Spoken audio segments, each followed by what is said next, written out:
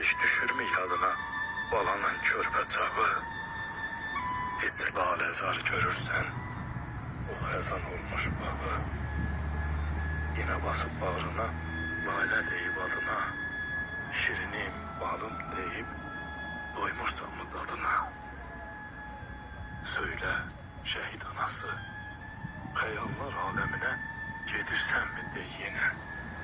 Sığal çekip eline, bu körpə ellerini alırsan eline.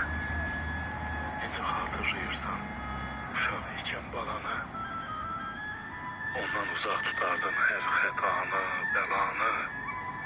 Yadında mı dil açıb sənə ana deməsi, ayaq açıb yeriyib sənə tərəf gəlməsi?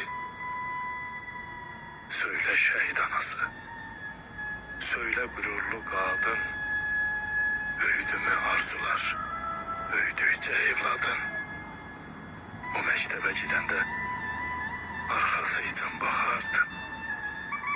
Eve biraz gec gəlsə onun üçün darıxardın. Bəs o əskər gedəndə öpdün mü doyunca? Yola salıp balanı su attın mı dalıcan?